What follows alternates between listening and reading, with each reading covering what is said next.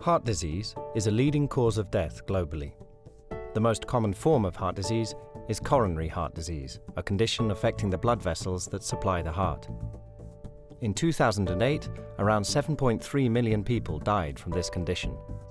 We are told that high cholesterol levels are a major risk factor for coronary heart disease. Stop any person on the street, including children, and ask them what causes heart disease. They'll tell you. They know the word cholesterol. It's quite a complicated chemical word, and children already know it from a very young age. We now seem to worry about cholesterol levels as much as heart disease itself, and a new disease known as hypercholesterolemia has emerged. In the United States, it's part of a yearly ritual to get your cholesterol level managed, and you think that your cholesterol level is like your overall grade on your future health. The focus on cholesterol has also led to a global cholesterol-lowering industry that generates billions of dollars each year for pharmaceutical companies and food manufacturers. You just can't get away from high cholesterol. More than 40 million people now take medications known as statins to lower their cholesterol levels. Statins have become one of the most widely prescribed categories of drugs in medical history. These are the #1 profit makers for the pharmaceutical industry. These are the darlings of the pharmaceutical industry. This is their babies. However, a number of doctors and researchers have for decades been questioning the role cholesterol plays in heart disease. People believe it to be true. They believe they've read it, they've read it, they've read it. It's not there. It's just non-existent. And strong evidence exists to suggest that the benefits of statins have been exaggerated by pharmaceutical companies keen to increase their profits. We are beginning to see now that a lot of the facts that we are given are actually somewhat manipulated. Doctors are not trained in nutrition. They know no more than you do. It's a very hierarchical world, medicine. International opinion leaders say it, the national opinion leaders agree. No one's going to stand up and go, well, I don't believe that. This stands as organized crime, but there's a lot more money in this.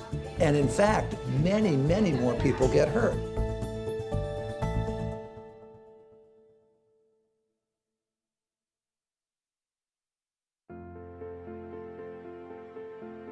Well, the idea that cholesterol saturated and or saturated fat causes heart disease, I mean, you can actually track this back to a chap called Virchow, who is still sort of renowned for certain other discoveries.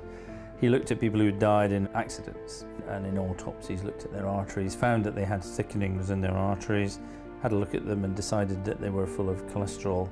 So up until 1917, no one even thought there was such a disease as heart disease, really.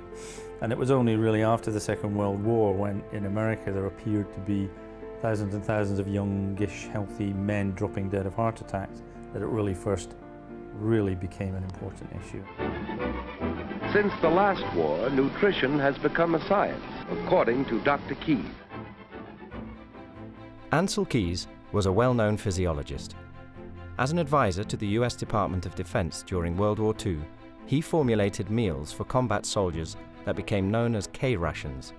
Keys was also the lead investigator of the Minnesota Starvation Experiment, a human starvation experiment involving 36 conscientious objectors.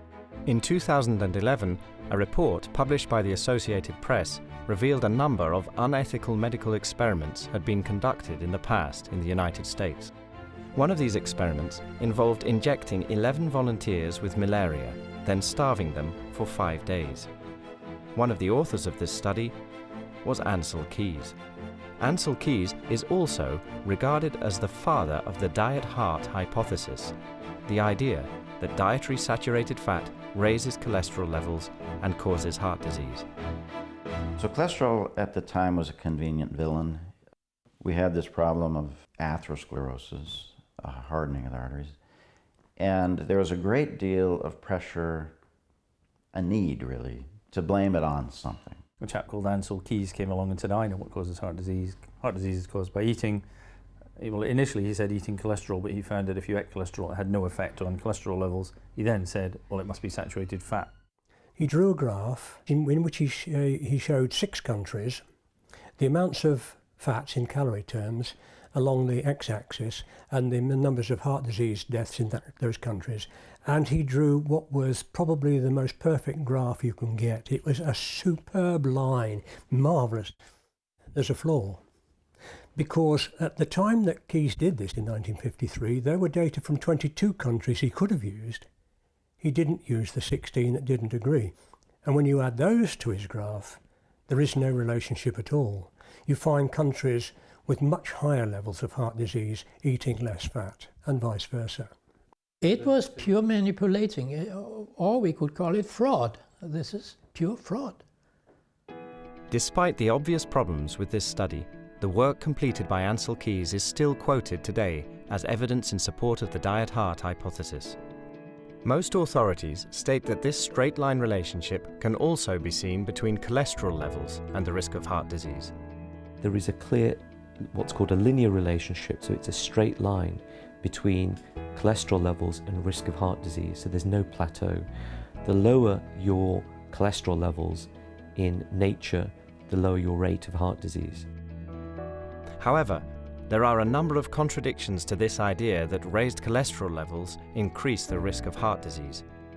Firstly, for example, the UK does not have a particularly high cholesterol level in comparison to most other European countries and possibly worldwide. According to data published by the British Heart Foundation, average cholesterol levels for men in the UK are the 15th lowest on a scale of 45 European countries. Despite this, the UK has one of the highest rates of heart attacks. In addition, cholesterol lowering on a population level does not seem to help. Again, in the UK, the percentage of people with high cholesterol has reduced significantly since 1994.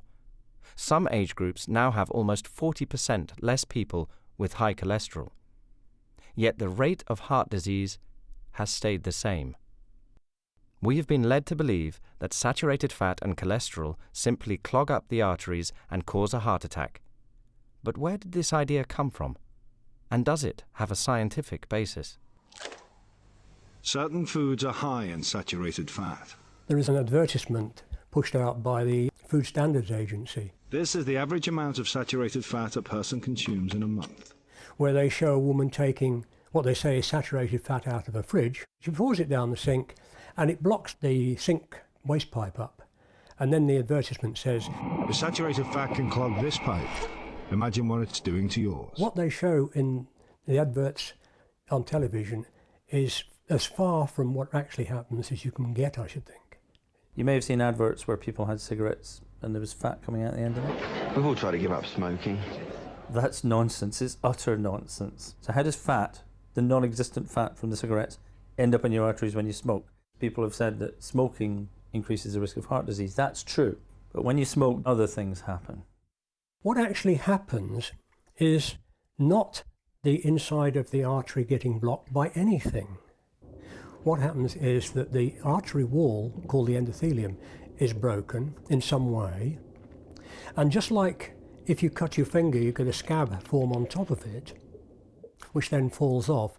A similar thing happens in the artery. You get the damage to the endothelium, repair mechanisms are all set into motion, all the building materials needed to repair that and form a scab are pushed there, which includes cholesterol, because that's a major building block for just about everything that goes on in the body. And then, because you can't afford to have a scab fall off in an artery, it would block it, the endothelium grows back over it, and it's subsumed into the artery wall. And that's what's called atherosclerosis. It's nothing inside the artery at all, it's actually inside the artery wall. What you've got to look at is what's causing damage to the lining of the artery wall. Because once you've damaged the lining of the artery wall, in a very simplistic way, those clots become covered up, the repair process pulls them into the artery wall, but they then become a focus for further development of damage. And if you want to know what causes heart disease, you have to look at things that damage the artery wall, interfere with the disease process, and cause increased blood clotting. That's really what you're looking at here.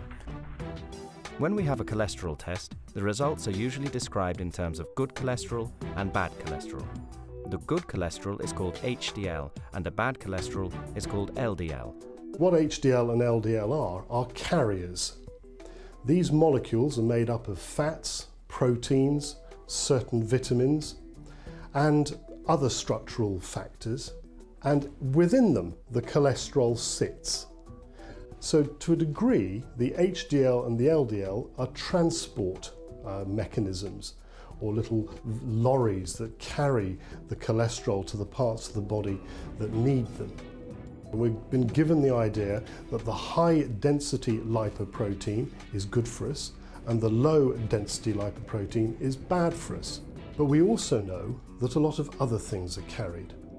CoQ10, which is a specialized enzyme required in many different processes, but predominantly needed in mitochondria, which are the little batteries that live inside cells and give the cell energy to function in the way that it should. A cardiac muscle, a heart muscle, can have 2,000 or 3,000 mitochondria, and without CoQ10, the process of turning oxygen and sugar into energy is not going to function at an optimum. Beta-carotene, the more functional form of vitamin A in the body.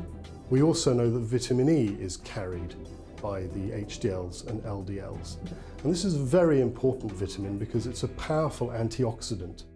Cholesterol-lowering medications, in particular statins, are prescribed to lower bad cholesterol levels. However, a large study published in the American Heart Journal in 2009 found that the level of so-called bad cholesterol is actually lower in people with heart disease, not higher. This study included around 137,000 people who had been admitted to hospital with heart disease. It included patients from 541 hospitals in the United States. All of these people had their LDL level measured within 24 hours of admission. The researchers found that the average LDL level for this group of people was actually lower than the average level for the American general population. The average level for people with heart disease was 104, and the average for the general population was 123. If people with heart disease have lower levels of so-called bad cholesterol, why are some countries around the world spending billions of dollars each year lowering these levels?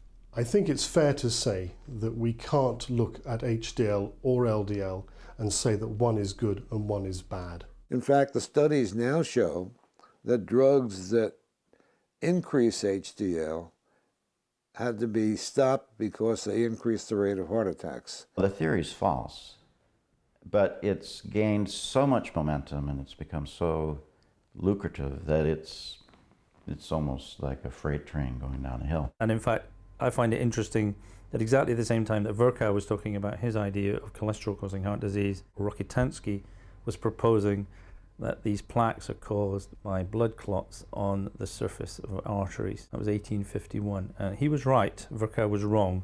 It just so happens Virchow's idea took over the world, if you like.